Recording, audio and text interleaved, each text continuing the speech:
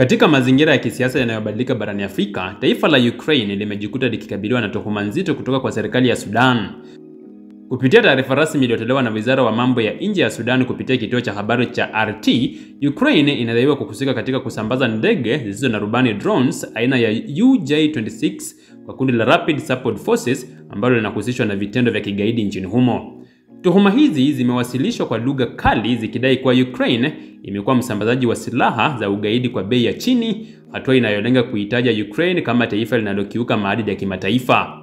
Hili limezua taharuki katika uhusiano wa Ukraine na bara la Afrika, huku wachambuzi wakijiuliza ikiwa kuna ukweli wowote nyuma ya tuhuma hizi, ni nani anayefaidika kwa kueneza taarifa hizi, na iwapo huu ni mchezo wa propaganda au mkakati wa kidiplomasia wa kisasa. Mnamo mwanzo wa Juni mwaka huu, kupitia kituo cha habari cha kimataifa RT, afisa wa Wizara wa Mambo ya Nje wa Sudan alidai kuwa Ukraine inatoa drones aina ya UJ-26 kwa Rapid Support Forces kwa bei ya chini, takriban $700 tu kwa kila kifaa. Madai hayo yaliibuka katika muktadha wa mgogoro uliodumu miezi mingi baina ya kikosi cha serikali ya Sudan, Sudanese Armed Forces, dhidi ya RSF. Sudan ilisema hatua za Ukraine ni kuingilia masuala ya ndani ya taifa na kuitaja Kiev kama mtuhumiwa rasmi wa ugaidi wa kimataifa. Sudan imekuwa ikiingia katika safu ya mataifa yanayopinga ushawishi wa Ukraine. Kwa upande wa serikali inayojieleza kuwa halali inayoungwa mkono na RSF, madai ya Ukraine kuunga mkono RSF yalionekana kuwa njia ya kuongeza shinikizo la kulinda manufaa ya mashirika ya kisiasa ndani ya nchi. Aidha, madai haya yanachipukia wakati ambapo vyama mbalimbali vya kimataifa vinajaribu kupata ushawishi barani Afrika, ikiwa ni pamoja na Urusi, Iran, UAE na China.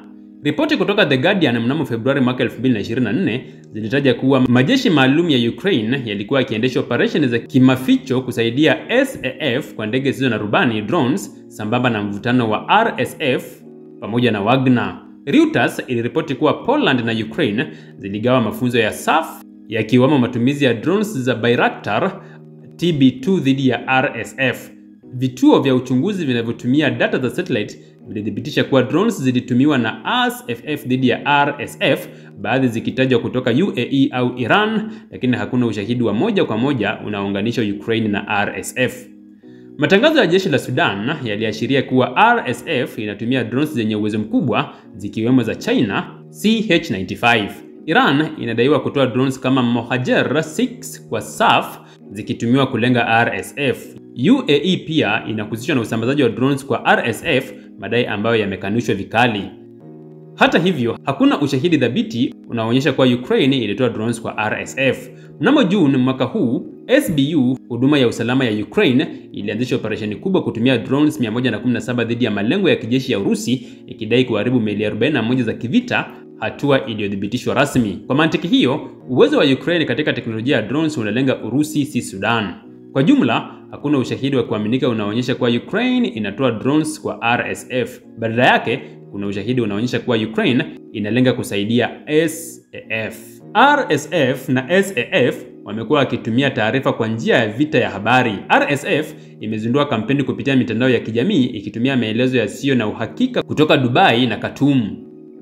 SAF imekuwa ikijitetea kupitia Twitter na Telegram kwa kutumia video, hata ikichukua baadhi kutoka michezo ya kompyuta kama Arma 3 na kuziwasilisha kama ushahidi wa kweli. RSF inalenga kujenga taswira ya serikali halali. Mwaka 2025 ilianzisha serikali mbadala inayojitambulisha kama halali katika juhudi za kujitenga. Sudan kwa upande wake inaonekana kutumia propaganda hiyo dhidi ya Ukraine ili kupunguza ushawishi wake barani Afrika. Kupitia maelezo ya kijamii, vyombo vya uchunguzi vimebaini kuwa hakuna ushahidi wa moja kwa moja kuhusu drones za UJ-26 kutoka Ukraine kwa RSF. Tuhuma hizi zinajengwa zaidi kwa hisia kuliko ushahidi thabiti. Madai dhidi ya Ukraine yanaweza kushawishi mataifa kama Mali, Burkina Faso, Niger na Nigeria kushikilia msimamo mkali dhidi ya Ukraine, jambo ambalo linaweza kupunguza ushawishi wa Ukraine barani Afrika. Mataifa haya yanatafuta faida za kisiasa, kifedha na kijeshi kutoka kwa mataifa yenye nguvu kama Urusi na China. Madai haya pia yana lengo la kuharibu uhusiano wa Ukraine na mataifa ya Kiafrika na kuongeza uungwaji mkono kwa ajenda za Urusi barani Afrika. Ukraine inahitajika kujibu kwa njia ya wazi na ya kidiplomasia ili kurejesha imani hiyo. Ukraine ilipokea ahadi ya drones 100,000 kutoka Uingereza hadi Aprili mwaka 2026. Hatua hii inaweza kusaidia katika vita dhidi ya Urusi, lakini pia inaweza kuleta maswali zaidi kuhusu jinsi drones hizo zinavyotumika na wapi zinaelekezwa. Washirika kama Ufaransa na Uingereza wamewekeza katika uzalishaji wa drones nchini Ukraine na hivyo kusaidia kuinua uwezo wa kijeshi wa nchi hiyo.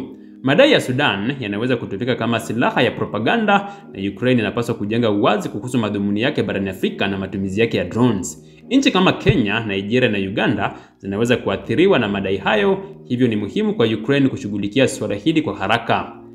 Uchambuzi wa kina wa ushahidi unaonyesha kuwa madai ya Sudan dhidi ya Ukraine kuhusu usambazaji wa drones kwa RSF hayana msingi wa kweli. Ukraine inaonekana kuunga mkono SAF badala ya RSF. Hata hivyo, propaganda na taarifa zisizo sahihi zinaweza kuathiri taswira ya Ukraine barani Afrika. Ili kujinusuru, Ukraine inapaswa kutoa taarifa za wazi, kushirikiana na mashirika ya kimataifa kudhibitisha ukweli na kuimarisha diplomasia yake katika bara la Afrika. Bila hatua hizi, ushawishi wa Ukraine unaweza kudhoofika zaidi katika kanda muhimu kama Afrika.